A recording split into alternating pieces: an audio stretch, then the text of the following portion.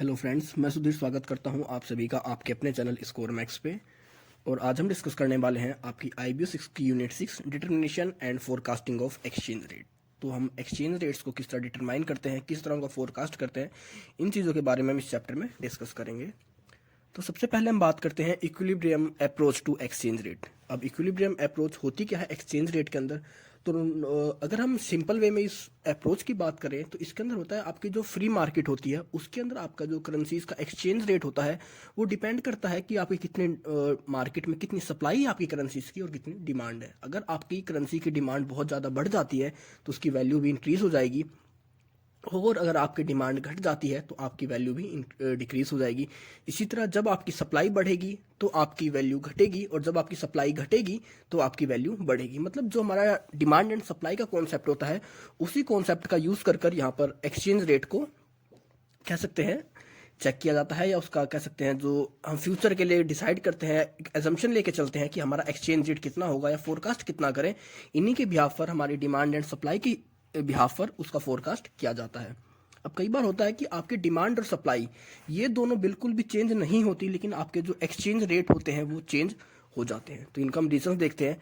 तो जैसे कि आपने देखा कि जैसे कोई नया इनोवेशन हो गया किसी कंट्री के अंदर, आप किसी चीज़ के प्रोड्यूसर हैं, अभी तक आप उसके एक सिंगल यूज़र थे, सिंगल प्रोड्यूसर थे उस प्रोडक्ट को बनाने वाले, लेकिन अब आपके ही प्रोडक्ट का कोई बेटर इन्वेंशन, बेटर सब्स्टिट्यूट किसी दूसरी कंट्री ने इन्वेंट कर लिया है, तो उस कंडीशन में क्या होगा कि ना तो आपकी करेंसीज की डिमांड पर फर्क पड़ेगा, ना आपकी करेंसीज में कोई चेंज आया है, लेकिन अब आपका जो सब्स्टिट्यूट था वो आपके कंपैरिजन जो भी कंट्रीज आपके साथ अभी तक ट्रेड कर रही थी वो उस नए सब्स्टिट्यूट के साथ, नए कह सकते हैं इन्वेंशन के साथ, या कह सकते हैं जो इम्प्रूव्ड रॉ मटेरियल उन्होंने डेवलप किया है उसके साथ वो ट्रेड करने लगेंगे। तो आपने देखा कि किस तरह कई बार हमारी डिमांड और सप्लाई ना बदल कर भी कुछ ऐसे फैक्टर होते हैं जो कि हमारी एक्सचेंज रेट को इफेक्ट करते हैं। तो इसमें आते हैं जैसे कि आपके न्यू इन्वेंशन हो गए, या आपका कोई रॉ मटेरियल था उसको आपने इम्प्रूव कर लिया है, उसकी जो कंडीशन थी, आपकी जो कंजप्शन और प्रोडक्शन था वो बढ़ गया है या वो घट गया है। तो ये सारी चीज़ें आपकी इफेक्ट करती हैं फोरकास्टिंग में एक्सचेंज रेट के। अब बात करते हैं कि हमारा जो एक्सचेंज रेट होता है ये इसका इफेक्ट पड़ता किन लोगों पे है। अब आपका जो एक्सचेंज रेट है ये तो है नहीं कि हम जितने भी नॉर्मल पर्सन्स होते हैं, नॉर्मल ट्रेडर्स होते हैं आपके डोमेस्टिक मार्केट में, हर किसी के ऊपर इसका इफेक्ट होता है। इनका इफेक्ट उनका उन लोगों पर देखा जाता है डायरेक्टली जो कि इंटरनेशनल लेवल पे ट्रेड करते हैं, इंटरनेशनल लेवल पे फाइनेंस का काम करते हैं, या फिर कह सकते हैं जिनका इंटरनेशनल लेवल पे जो कैपिटल का फ्लो होता रहता है, चाहे वो इनफ्लो हो या आउटफ्लो हो। तो हमारे एक्सचेंज रेट का इफेक्ट किन पर पड़ता है? जो कि डायरेक्टली और इनडायरेक्टली इंटरनेशनल ट्रेड से जुड़े होते हैं। अब इंटरनेशनल अगर हम ट्रेड की बात करें तो इसके अंदर हमारा फाइनेंस भी आ जाता है, क्योंकि फाइनेंस, क्योंकि आप कोई भी ट्रेड कर रहे हैं तो आपको उसके लिए फाइनेंस चाहिए। तो जो उसको इंटरनेशनल ट्रेड के लिए फाइनेंस की फैसिलिटी प्रोवाइड करते हैं उन लोगों पर भी आपका इंटरनेशनल ट्रेड में या एक्सचेंज रेट का जो इफेक्ट होता है इन सबके ऊपर देखा जाता है। तो या आपका वो ट्रेड कर रहा हो या फिर वो किसी भी तरह से इंटरनेशनल फाइनेंशियल फ्लो के अंदर इंक्लूड हो, तो उन सभी के ऊपर एक्सचेंज रेट का असर पड़ता है। अब बात करते हैं हम कि हमारा जो एक्सचेंज रेट होता है दो तरीके से होता है। एक होता है फ्लोटिंग एक्सचेंज रेट और दूसरा होता है, मतलब कह सकते हैं कि फ्लोटिंग में क्या होता है कि वो कंटिन्यू अपने आप को चेंज करता रहता है, उसका कोई फिक्स नहीं है, और दूसरा हमारा फिक्स होता है। जब फिक्स होता है तो उसके अंदर हम फ्यूचर में भी एक अजम्पशन लेके चलते हैं, हमें पता होता है कि हमारा आज के 10 दिन बाद हमारा एक्सचेंज रेट क्या होगा, क्योंकि वहाँ पर आपका जो एक्सचेंज रेट होता है फिक्स होता है। तो उस कंडीशन में जो लॉस की पॉसिबिलिटीज़ होती है इंटरनेशनल ट्रेड के अंदर वो बहुत कम हो जाती हैं। लेकिन जब भी हम बात करते हैं फ्लक्चुएशंस की, या कह सकते हैं फ्लोटिंग एक्सचेंज रेट की, तो उसके अंदर आपका जो फ्लक्चुएशंस होता है हमें उसके बारे में पता नहीं होता कि इन फ्यूचर में उसका जो एक्सचेंज रेट हुआ वो कितना होगा। तो उस कंडीशन में हमारे जो ट्रेडर्स होते हैं, हमारे जो मर्चेंट्स होते हैं, उनको बहुत ज़्यादा लॉस का सामना भी उठाना पड़ता है कई बार। तो ये था आपका equilibrium approach to exchange rate. इसके अंदर नॉर्मली हमारी डिमांड और सप्लाई का यूज़ किया जाता है एक्सचेंज रेट को डिक्लेयर करने के लिए, और आपकी कई बार डिमांड और सप्लाई को छोड़कर आपके कुछ और प्रोडक्ट भी आ जाते हैं जो कि हमारे एक्सचेंज रेट को कह सकते हैं इफेक्ट करते हैं। इसके अंदर आपका कह सकते हैं कि कोई आपका न्यू रॉ मटेरियल आपने डिस्कवर किया है, कोई न्यू इनोवेशन हुआ है, या आपका प्रोडक्शन और कंजप्शन के जो अमाउंट था उसमें चेंज हुआ है। तो ये था हमारा एक्सचेंज रेट की अप्रोच इक्विलिब्रियम की। What is purchasing power parity? Purchasing power parity होता क्या है, सबसे पहले हम डायग्राम के थ्रू देखते हैं। इमेज पे आप देख रहे हैं कि एक पर्सन सिर्फ कोई चीज़ परचेज करने गया है। अब मैगडी का यूज़ यहाँ पर यूज़ कर रहे हैं एग्जाम्पल के यूज़ पर। तो होता है कि आप जैसे हम किसी मैगडी के एक बर्गर की बात करें तो उस बर्गर की कीमत इंडियन करेंसी में कितनी है और उसी बर्गर की प्राइस या उसी बर्गर की जो वैल्यू है वो दूसरी कंट्री के प्राइस में कितनी है, उनका जो आपस में रेशो होगा वही कहलाता है हमारा परचेज पावर पैरिटी। इसको आप इस तरह समझ सकते हैं एग्जांपल से, जैसे अगर एक बर्गर की हम बात करें, बर्गर अगर इंडिया में है, ये हम सिर्फ एग्जांपल लेके चल रहे हैं, इंडिया में 40 रुपीज़ का है और यही बर्गर अमेरिका के अंदर 1 रुपीज़ का, $1 का है। तो हमारी यहाँ पर परचेजिंग पावर पैरिटी क्या होगी कि हम उस प्रोडक्ट को अपनी कंट्री में कितने रुपए में परचेज कर सकते हैं जितने में कि उसी प्रोडक्ट को दूसरी कंट्री वाले परचेज कर रहे हैं। तो इसके अंदर हम अपनी करेंसी की जो एक्सचेंज रेट होती है उसको इस तरह डिक्लेयर करते हैं। तो इसके अंदर हम क्या डिक्लेयर करेंगे, हमारा 1 रुपये इक्वल टू, मतलब हमारा जो 40 रुपीज़ है $1 के इक्वल होगा। तो यहाँ पर हम किसी प्रोडक्ट के थ्रू अपनी जो एक्सचेंज रेट होती है उसको डिक्लेयर करते हैं। परचेज पावर पैरिटी, अब इसको सबसे पहले स्टार्ट किया था स्वीडन इकोनॉमिस्ट गस्टर कैसल ने 1918 के अंदर, और since then this has been widely used by central bank as a means of establish new par value. इसको मैक्सिमम यूज़ किया जाता है सेंट्रल बैंक के थ्रू अपनी करेंसीज की वैल्यूज़ को रेगुलेट करने के लिए, एस्टेब्लिश करने के लिए। और इसे कब यूज़ किया जाता है, जब आपकी पुरानी जो वैल्यूज़ होती हैं उनके थ्रू डिसइक्विलिब्रियम आ जाता है, मतलब आपकी जो वैल्यूज़ होती हैं वो कहीं ना कहीं डिसबैलेंस हो जाती हैं डिमांड और सप्लाई के परस्पेक्टिव से। Purchasing power parity in simple words means that the exchange rate between the two currencies will be determined by the relative purchasing power of a two currencies। मतलब हमने अभी पीछे इमेज में देखा था कि हम किस तरह एक बर्गर को किस तरह अलग अलग करेंसीज में परचेज कर रहे हैं। इंडिया में हमें उसी बर्गर के लिए 40 रुपीज़ पे करने पड़ रहे हैं और यूएसए में हमें उसी प्रोडक्ट को परचेज करने के लिए सिर्फ $1 पे करना पड़ रहा था। तो इनका जो कंपैरिजन होता है यही कहलाता है हमारा परचेजिंग पावर पैरिटी। इसके अंदर हमने पिज्ज़ा का एग्जांपल लिया है जो कि आपकी बुक के अंदर है, सेम एग्जांपल आपका पीछे बर्गर का था। Purchasing power parity says that currencies with higher inflation rate should devaluate relating to currencies with lower rates of inflation. अब आपके अंदर होता है कि आपकी जैसे अगर कोई करेंसी है और उसका इन्फ्लेशन बहुत ज़्यादा है, मतलब उसकी जो वैल्यू है हमारी करेंसी के मुकाबले में ज़्यादा है। अब कह रहे हैं कि अमेरिका का $1 हमारी कंट्री के 47 रुपीज़, या कह सकते हैं जो हमने एग्जाम्पल या 40 रुपीज़ के बराबर है। तो इस कंट्री में क्या होगा, पर्सन दूसरी कंट्री में ना कर ट्रेड हमारी कंट्री के साथ धीरे धीरे ट्रेड बढ़ाएंगे, और जब हमारी कंट्री में ट्रेड बढ़ जाएगा वो प्रोडक्ट हमारी कंट्री में एक लिमिट से ज़्यादा होने लगेगा, तो उसकी जो प्राइस वैल्यू है वो अपने आप कम होने लग जाएगी। तो जब वो प्राइस कम होएंगी तो उसके जो ट्रेडर्स होते हैं वो हमारी कंट्री को छोड़कर जो दूसरी कंट्री में उन्हें बेनिफिट मिलता है, जैसे अमेरिका थी, तो वो उस कंट्री में अपने आप को मूव करते हैं। तो इसके बीच में जो हमारा इन दोनों के बीच में रेट होता है, परचेसिंग पावर पैरिटी का जो फॉर्मूला होता है, इसके थ्रू हम देख पाते हैं कि हम किस कंट्री में या किस एक्सचेंज रेट के ऊपर अपने ट्रेड को करें कि जिससे हमें बेनिफिट हो सके। इसका जो फॉर्मूला होता है आपका वो देख सकते हैं, cost of goods in currencies 1 divided by cost of goods in currency 2। तो इसका जो आप फॉर्मूला कैलकुलेट करते हैं परचेजिंग पावर पैरिटी का फॉर्मूला, इसके अंदर आप देखते हैं सबसे पहले आप अपनी होम कंट्री की बात करते हैं कि आप होम कंट्री के अंदर उस गुड्स की क्या कीमत है और फिर उस करेंसी की क्या कीमत है।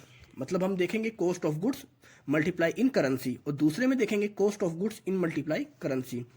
तो नॉर्मली इसके अंदर सिर्फ यही देखा जाता है कि हम अगर गुड्स को दोनों से यहाँ पर सब्स्टिट्यूट कर देते हैं तो हमारा क्या आता है कि करेंसी 1 डिवाइडेड बाय करेंसी 2। तो ये हमारा होता है फॉर्मूला परचेज पावर पैरिटी का। इंटरेस्ट रेट पैरिटी, अब इंटरेस्ट रेट पैरिटी की बात करें तो जैसे हमने परचेज पावर पैरिटी की बात करी तो उसके अंदर हम किसी भी करेंसीज को सिर्फ एक किसी प्रोडक्ट के पर्सपेक्टिव से कैलकुलेट कर रहे थे उनका एक्सचेंज रेट क्या होना चाहिए। जैसे हमने बर्गर का एग्जांपल लिया, पिज्ज़ा का एग्जांपल लिया। अब इंटरेस्ट रेट पैरिटी के अंदर बात करते हैं। तो interest rate parity is an arbitrage condition that provide the linkage between the foreign exchange market and the international market. Interest parity rate का जो फॉर्मूला है आपका वो आप देख सकते हैं आपकी स्क्रीन पे है, 1 + ID divided by 1 + IF, where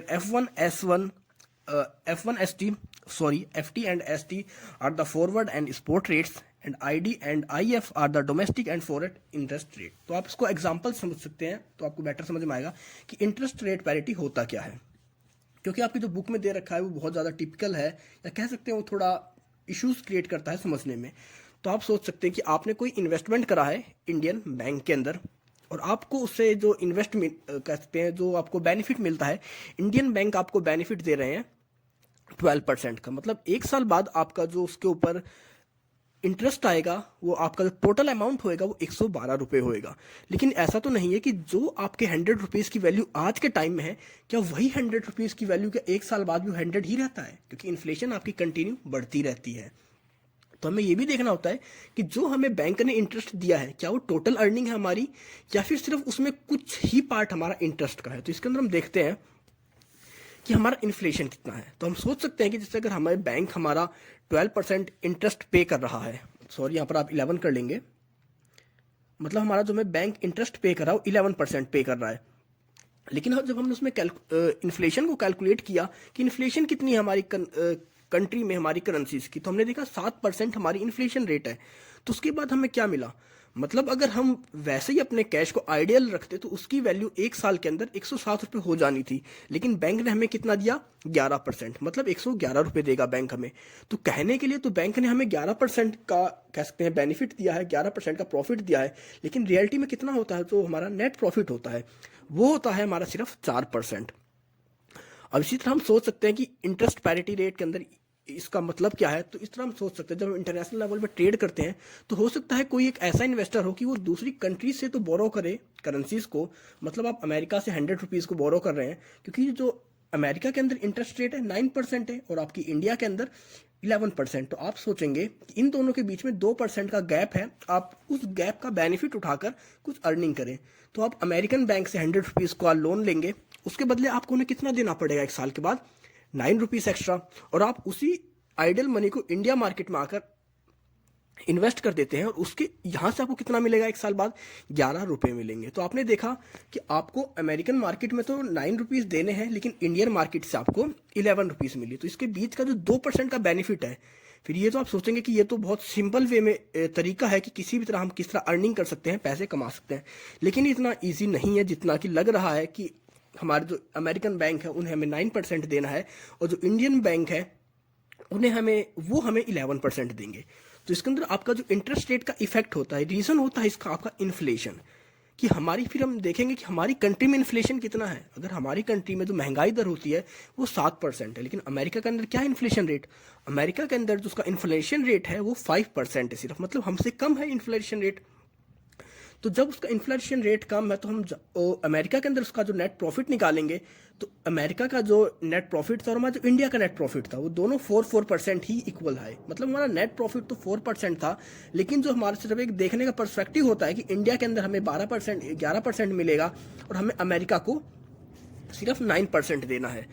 तो जब तक ये कंडीशन आपके नेट प्रॉफिट दोनों के इक्वल रहते हैं तब तक हम किसी भी दूसरी कंट्री में इन्वेस्टमेंट नहीं करते।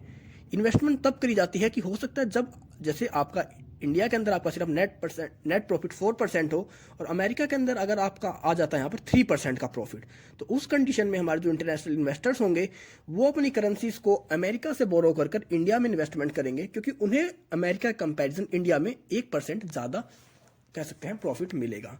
इसके अंदर हम ये भी डिसाइड करते हैं कि हमारा जो फॉरवर्ड रेट होगा हम पता कैसे करेंगे, हमारा इन्फ्लेशन रेट पता कैसे करेंगे कि एक साल बाद हमारी करेंसी का जो फॉरेन रेट होगा, एक्सचेंज रेट होगा, वो कितना होगा। तो इसका फॉर्मूला होता है आपका फॉरवर्ड रेट का S1+IL डिवाइडेड बाई 1+IF। अब इसके अंदर होता है कि आप सबसे पहले देखेंगे कि आप जिस कंट्री के साथ ट्रेड करना चाह रहे हैं उसका अभी एक्सचेंज रेट क्या है। तो हमारा एक्सचेंज रेट अभी क्या है, हमारा अभी जो एक्सचेंज रेट है वो 64 है। डॉलर कंपैरिजन अगर हम बात करते हैं तो नॉर्मली 64-65 हमारा रहता है डॉलर। तो 1+ में 11%, मतलब ये वो है जो हमारा इंडियन इंटरेस्ट है, और 1+0.7% ये हमारा वो आएगा जो कि हमारा सॉरी यहाँ पर 7 नहीं, यहाँ पर आपका आएगा 1+09, ये वो है जो कि आपका अमेरिकन इंटरेस्ट है। तो आपने देखा कि इस फॉर्मूले का यूज कर इसके बाद जो वैल्यू आती है वो आती है आपकी एक साल के बाद की फॉरवर्ड वैल्यू। फॉरवर्ड वैल्यू में क्या होता है, आपका इन्फ्लेशन ऐड होता है, मतलब ये वो वैल्यू है जिस वैल्यू के अंदर आपकी आइडियल मनी के अंदर आपका जो इन्फ्लेशन वैल्यू है वो ऐड हो रही है। अब इस वैल्यू को कैलकुलेट करके ही आप किसी दूसरी कंट्री के अंदर या उसकी करेंसी का जो एक्सचेंज रेट होता है उसको डिक्लेयर करते हैं या उस कंट्री में अपनी इन्वेस्टमेंट करते हैं। तो ये था आपका इंटरेस्ट रेट पैरिटी। इसके अंदर हम बात करते हैं कि किस तरह हमारा जो इंटरेस्ट होगा या किस तरह हमारी जो अर्निंग होती है वो इफेक्ट होती है नेट और इंटरेस्ट रेट या कह सकते हैं इन्फ्लेशन के हिसाब से। Fisher effect. अब आपका जो इन्फ्लेशन रेट है उसी के हिसाब से दो पार्ट होते हैं हमारे पास, एक होता है फिशर इफेक्ट और दूसरा होता है इंटरनेशनल फिशर इफेक्ट। ये दोनों कह सकते हैं हम कि हमारे इंटरेस्ट रेट पैरिटी के ही दोनों पार्ट है, उसी को आगे डेवलप करके इन दोनों को बनाया गया है। तो फिशर इफेक्ट और इंटरनेशनल फिशर इफेक्ट, अगर हम फिशर इफेक्ट की बात करते हैं तो ये हमारा पहले आया था, और इसी का जो मॉडिफाइड वर्जन है या कह सकते हैं इसका जो अपडेट वर्जन है वो इंटरनेशनल फिशर इफेक्ट है। हम बात करेंगे the Fisher effect define the connection between the rate of inflation and interest rates. मतलब ये भी वही बात कर रहा है कि किस तरह आपका जो इन्फ्लेशन का रेट होता है, मतलब आपकी महंगाई दर, और इंटरेस्ट रेट किस तरह एक दूसरे के साथ कंबाइन है। It suggests that the nominal rate of an economy is equal to the inflation rate plus real interest rate। मतलब इसमें कह रहा है कि आपका जो नॉमिनल रेट हमें जो कोई भी इकोनॉमी देती है वो किसके बराबर होती है, inflation rate plus real interest rate. मतलब आपका जो भी महंगाई दर होता है और उसके बाद आपका रियल इंटरेस्ट रेट, अगर इन दोनों को हम ऐड कर लेते हैं तो क्या बनता है हमारा नॉमिनल रेट। यही अभी हमने पीछे बात करी थी इंटरेस्ट रेट पैरिटी के अंदर। From this equation it can be said that the real interest rate can be gotten by subtracting the rate of inflation from the nominal interest rate। तो नॉमिनल इंटरेस्ट रेट के अंदर अगर आप inflation को minus कर देते हैं तो आपका आ जाता है एग्जैक्ट रियल इंटरेस्ट रेट। यही आपकी थी interest rate parity. In this statement holds then any increase in the inflation rate of a country will lead to a direct and proportional increase its nominal rate।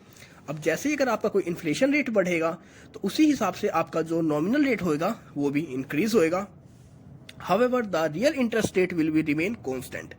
तो आपका कह सकते हैं आपका जो इन्फ्लेशन रेट है और आपका जो भी नॉमिनल रेट है ये दोनों एक दूसरे के ऊपर इफेक्ट करते हैं। अगर कोई एक इंक्रीज होएगा तो दूसरा भी इंक्रीज होएगा।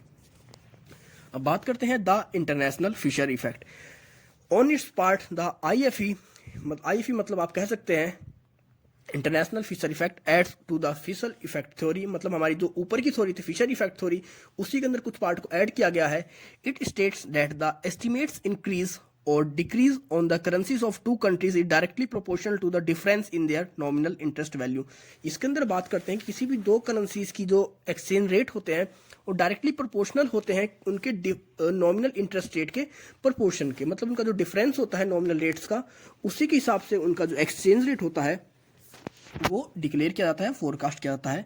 If this statement is true then the real world if the nominal interest rate of the UK is greater than of Japan then the currency value of Japan will fall by the difference of the two currencies interest rate. तो इसके अंदर बात करी गई है कि अगर आपका UK का जो इंटरेस्ट रेट है, नॉमिनल इंटरेस्ट रेट है, वो ज्यादा है जापान से, तो इस कंडीशन में इंटरनेशनल फिशर इफेक्ट के अकॉर्डिंग आपकी जो करेंसी की वैल्यू होगी जापान की वो नीचे होगी, कम होगी in the difference of two countries interest rate. मतलब इन दोनों कंट्रीज का जो इंटरेस्ट रेट होगा उसका जो डिफरेंस होगा उसी डिफरेंस के बराबर आपकी कम होगी ये आपकी currency value comparison to US की, या कह सकते हैं आप UK की करेंसी से।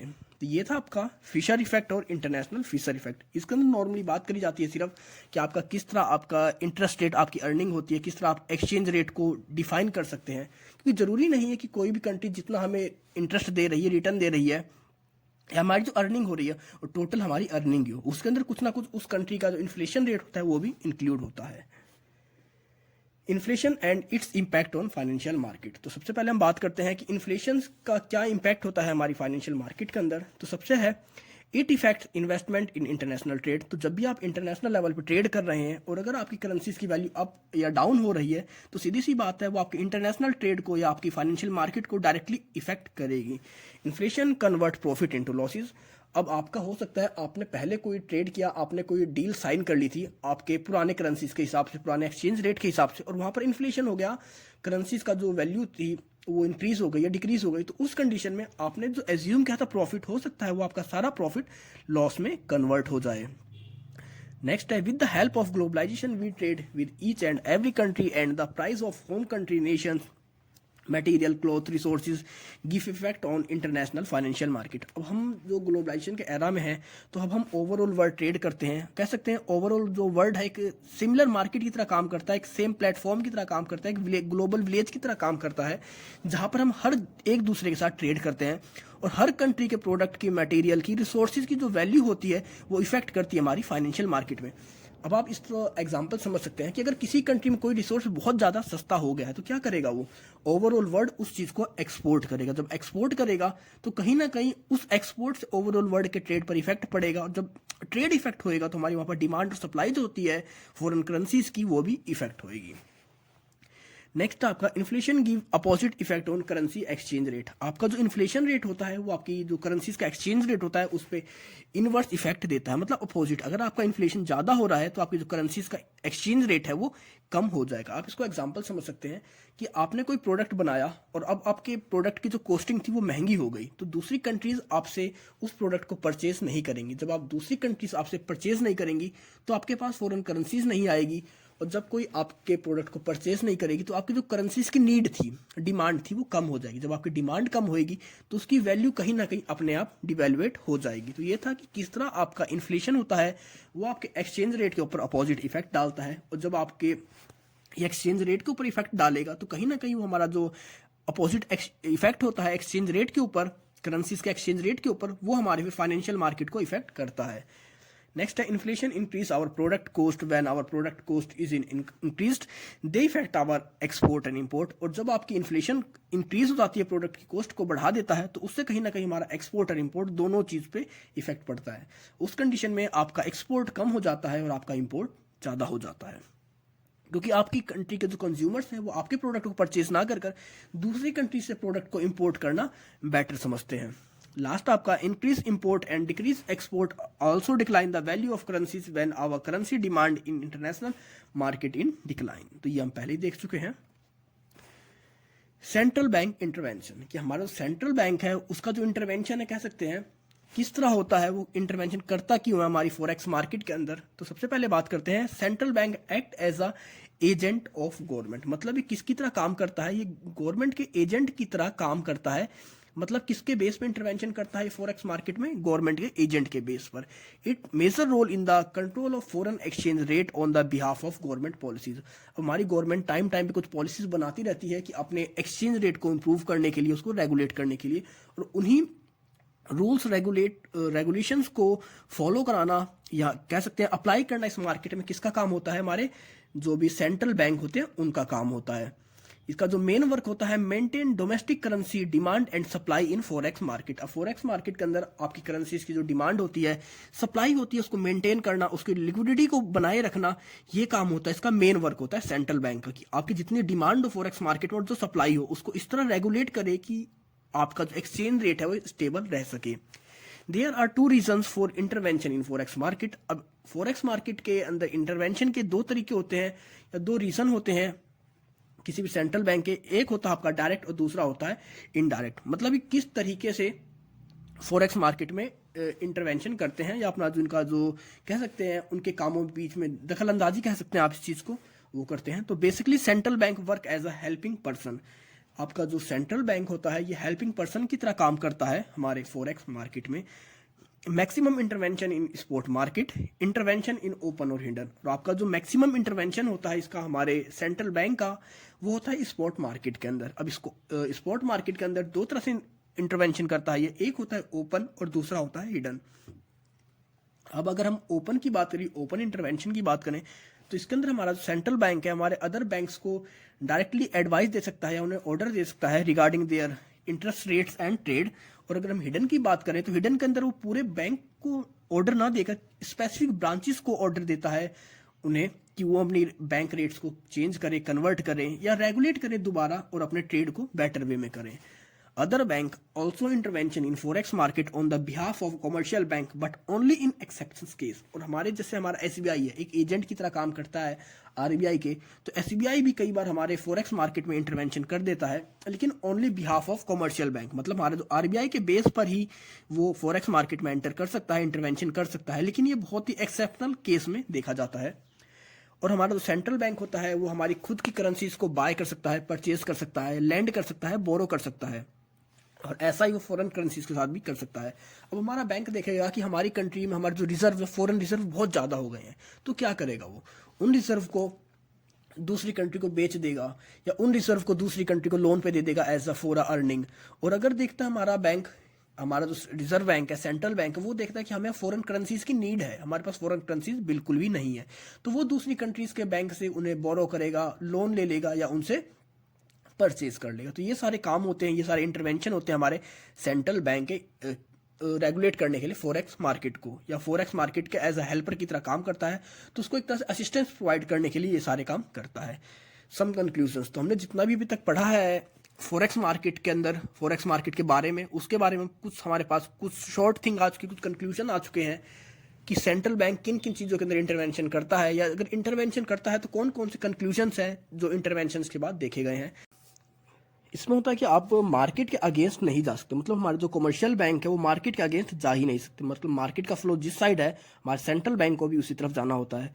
दूसरा है कि इसमें मार्केट का जो एक कहते हैं हम अंदाज़ा लगा लेते हैं कि हाँ मार्केट इतने पे बूम कर रही है, इतने पे बैन कर रही है, मतलब क्या इसकी आगे एक्सचेंज रेट्स होंगे, कहाँ पर हमें एस्टिमेटेड प्रॉफिट होगा, कहाँ पर हमें लॉस होगा। तो इस चीज़ को हम कभी भी एग्जैक्टली डिक्लेयर या डिफाइन नहीं कर सकते, क्योंकि इसका ना तो कोई फॉर्मूला है, ना ही कोई हमारे पास टेक्निक है। अगर इसके बारे में कोई एग्जैक्टली अनुमान लगा के बिजनेस करता भी है तो कह सकते हैं उसे लॉन्ग टर्म में लॉस उठाना पड़ सकता है, क्योंकि ये चीज़ ऐसी है जो बिल्कुल स्टेबल है ही नहीं, तो टोटली फ्लक्चुएशंस इसमें होते रहते हैं।